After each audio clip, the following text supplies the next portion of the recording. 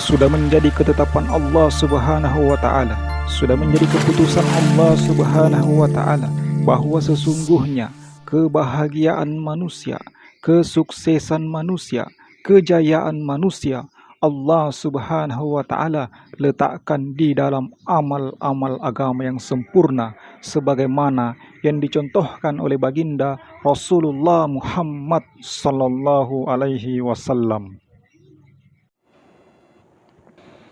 Assalamualaikum warahmatullahi wabarakatuh. Alhamdulillahirabbil alamin wassalatu wassalamu ala rasulil karim amma ba'd. Sahabat kaum muslimin rahimakumullah. Kita ngaji lagi, yaitu kita akan membahas daripada keutamaan daripada bulan Ramadan, karena bertepatan kita berada sekarang di bulan Ramadan. Jadi kita akan membahas hadis tentang keutamaan bulan Ramadan yang tertulis di dalam kitab Fadil Amal, yang mana kitab ini adalah menjadi kitab rujukan kami di Jamaah Tabligh ketika kami khuruj fi sabilillah atau berdakwah di jalan Allah Subhanahu wa taala. Langsung saja kita masuk ke hadisnya, yaitu dari Sayyidina Salman radhiyallahu anhu. Dia berkata, pada akhir bulan Sya'ban, baginda Rasulullah sallallahu alaihi wasallam berkhutbah kepada kami dan beliau menyampaikan bersabda, wahai manusia, telah dekat kepadamu bulan yang agung, bulan yang penuh dengan keberkahan, bulan yang di dalamnya terdapat satu malam yang lebih baik daripada 1000 bulan. Jadi yang dimaksud dengan bulan di dalamnya terdapat satu malam yang lebih baik daripada 1000 bulan adalah malam Lailatul Qadar. Jadi di bulan Ramadan ini ada namanya malam Lailatul Qadar. Manakala kita mendapatkan malam Lailatul Qadar ini, maka kita mendapatkan keistimewaan yang luar biasa, yaitu ketika kita beribadah di malam Lailatul Qadar ini, maka kita beribadah seolah-olah beribadah lebih baik daripada 1000 bulan, atau seolah-olah kita beribadah selama 73 tahun 4 bulan. Jadi hanya malam itu kita beribadah kepada Allah Subhanahu wa taala. Allah Subhanahu wa taala berikan kita pahala sama dengan kita sudah beribadah lamanya 83 tahun 4 bulan. Nah, luar biasa ini keutamaan daripada malam Lailatul Qadar. Kemudian lanjutan hadisnya, bulan yang di dalamnya Allah Subhanahu wa taala menjadikan puasa sebagai fardu atau puasa sebagai kewajiban dan bangun malam atau sholat sunnat tarawih sebagai ibadah sunnah. Barang siapa mendekatkan diri di dalamnya dengan beramal sunnah, maka pahalanya seperti orang yang beramal fardu pada bulan yang lain. Nah, inilah salah satu keistimewaan daripada bulan Ramadan, yaitu ibadah-ibadah sunnah yang kita kerjakan, Allah Subhanahu wa taala berikan pahala sama dengan kita melaksanakan ibadah wajib. Contohnya kita melaksanakan sholat sunnah, maka sholat sunnah yang kita kerjakan ini, itu Allah Subhanahu wa taala berikan pahala sama dengan melaksanakan ibadah wajib. Dan barang siapa yang beramal fardu di dalamnya, maka pahalanya seperti orang yang beramal 70 amalan fardu pada bulan-bulan yang lain. Jadi di bulan Ramadan ini kalau kita beramal wajib, maka pahalanya lebih besar lagi, yaitu Allah Subhanahu wa taala lipat gandakan sama dengan beribadah 70 amalan fardu di bulan-bulan yang lain. Jadi kalau kita ibadah sunnah tadi, Allah Subhanahu wa taala berikan pahala sama dengan beribadah wajib. Tapi kalau ibadah wajib yang kita kerjakan, maka Allah Subhanahu wa taala lipat gandakan sampai 70 pahala. Kemudian lanjutan hadisnya, inilah bulan kesabaran. Nah, jadi bulan kesabaran dan pahalanya sabar adalah surga. Tidak hanya surga, nah, pahala sabar ini, tapi pahala sabar ini, maka orang-orang yang sabar ini dia bersama dengan Allah Subhanahu wa taala, pemilik daripada surga. Innallaha ma'as sabirin, sesungguhnya Allah bersama dengan orang-orang yang sabar. Inilah bulan kasih sayang, bulan saat rezeki seorang mukmin ditambah. Jadi ketika di bulan Ramadan ini, maka rezeki seorang mukmin ini ditambah. Jadi rezeki tidak hanya rezeki harta, rezeki yang dimaksud di sini adalah rezeki daripada amal-amal yang kita kerjakan, karena setiap amal-amal yang kita kerjakan ini berlipat-lipat pahalanya. Jadi rezeki ini jangan kita pahami sebagai harta saja, tapi rezeki adalah pahala-pahala ibadah-ibadah yang kita kerjakan. Inilah rezeki yang lebih tinggi nilainya daripada rezeki seperti rezeki diberikan harta yang banyak. Itu lebih tinggi nilainya pahala-pahala daripada rezeki yang berupa daripada rezeki materi.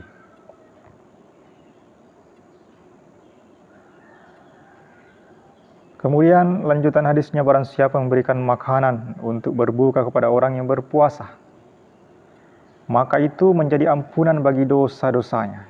Jadi kalau kita memberikan makanan orang yang berpuasa ketika sudah buka puasa, maka Allah Subhanahu wa taala berikan pahala, yaitu Allah Subhanahu wa taala mengampuni daripada dosa-dosa kita dan menjadi sebab selamat dari neraka. Jadi kalau mau selamat dari neraka, maka berikanlah makanan kepada orang-orang yang berbuka puasa. Dan mendapatkan pahala sama dengan orang yang berpuasa yang diberikan makanan untuk berbuka tanpa mengurangi pahala orang itu sedikit pun. Jadi Allah SWT selain mengampuni daripada dosa-dosa kita, kemudian menyelamatkan kita dari api neraka, Allah juga memberikan kita pahala puasa, tanpa mengurangi pahala orang yang berpuasa tersebut. Jadi contohnya kalau kita memberikan makanan 10 orang kepada orang-orang yang berbuka puasa, maka Allah SWT berikan kita pahala puasa sama dengan kita berpuasa 10 hari. Kalau semakin banyak lagi, kita memberikan makanan 50 orang, maka sama dengan kita berpuasa 50 puasa. Nah, itu pahalanya ya, pahalanya. Ini luar biasa ketika kita memberikan makanan kepada orang yang berpuasa. Jadi di sini dalam hadis ini jelaskan 3 keutamaannya: pengampunan dosa, diselamatkan dari neraka, dan diberikan pahala, yaitu pahala sama dengan berpuasa.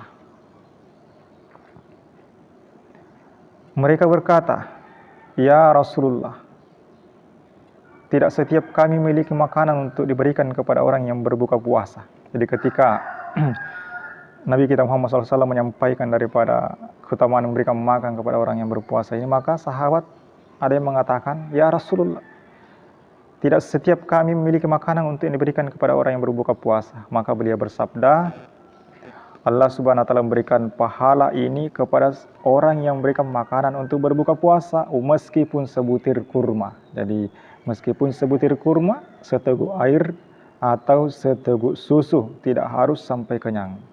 Jadi yang penting kita memberikan makanan. Kalau kita tidak punya, maka walaupun katanya hanya seadanya saja, yang penting kita berikan makanan kepada orang yang berbuka puasa.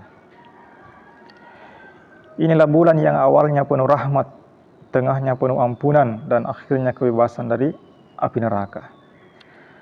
Barang siapa yang meringankan beban hamba-hamba sahayanya atau pembantunya pada bulan ini, maka Allah Subhanahu wa taala akan mengampuninya dan membebaskannya dari api neraka.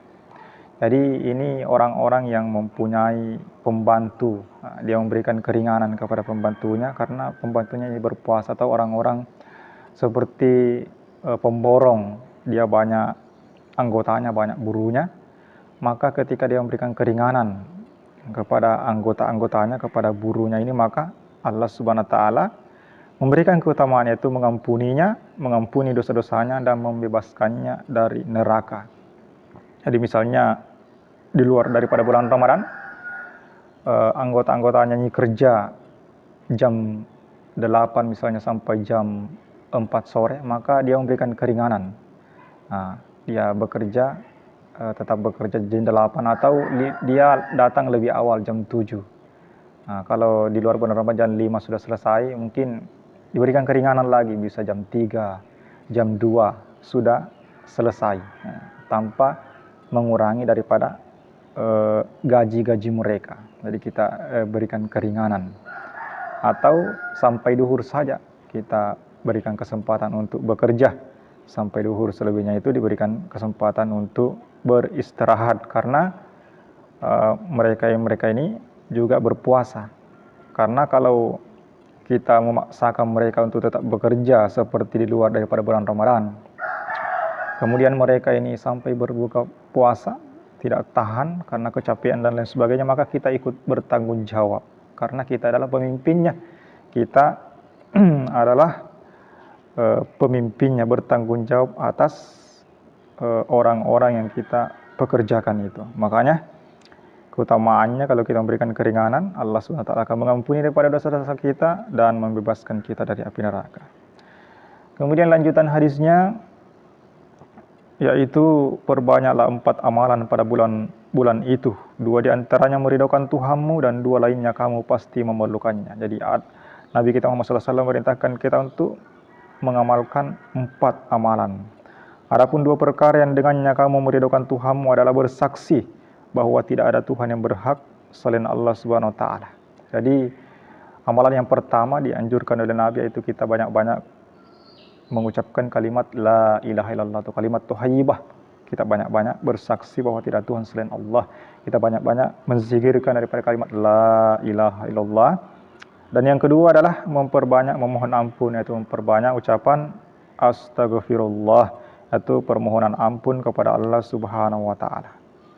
Kemudian 2 perkara yang kamu pasti memerlukannya adalah kamu pasti memerlukan daripada surga, memohon surga kepada Allah Subhanahu wa taala. Jadi kita dianjurkan di bulan Ramadan ini banyak-banyak berdoa, memohon daripada dimasukkan ke dalam surga dan kamu berlindung kepadanya dari api neraka. Nah, jadi di bulan Ramadan ini kita juga diperintahkan untuk banyak-banyak berdoa untuk dijauhkan daripada api neraka. Jadi ini 4 amalannya ya. Yang pertama kita dianjurkan untuk banyak menzikirkan itu kalimat la ilaha illallah. Yang kedua kita dianjurkan untuk banyak mengucapkan kalimat-kalimat istighfar, astagfirullahalazim. Yang ketiga adalah kita dianjurkan banyak berdoa memohon daripada surga, dan yang keempat kita dianjurkan untuk banyak berdoa memohon agar dijauhkan dari api neraka. Kemudian lanjutan hadisnya, barang siapa memberikan minuman kepada orang yang berpuasa, maka Allah Subhanahu wa taala akan memberikannya minuman dari telagaku pada hari kiamat, yaitu telaga Kausar. Jadi ada nanti telaganya Rasulullah SAW. Itu Allah Subhanahu wa taala berikan kita minuman dari telaganya Rasulullah, telaga Kausar, yang mana telaga Kausar ini yang membuatnya tidak akan haus selama-lamanya hingga dia masuk ke dalam surga. Hadis riwayat Ibnu Husaimah, Al-Baihaqi, Ibnu Hibban dari kitab At-Targhib. Ya, sahabat kaum muslimin rahimakumullah, itulah satu hadis yang cukup panjang yang sudah kita jelaskan. Mudah-mudahan apa yang dapat kita dengar ini ada kesan dalam hati dan kita siap mengamalkan dan menyampaikannya. Demikian sahabat, kita lanjutkan lagi di pengajian-pengajian selanjutnya. Subhanallah bihamdihi subhanallah hamdika asyhadu an la ilaha illa anta astaghfiruka wa atubu ilaik. Assalamualaikum warahmatullahi wabarakatuh.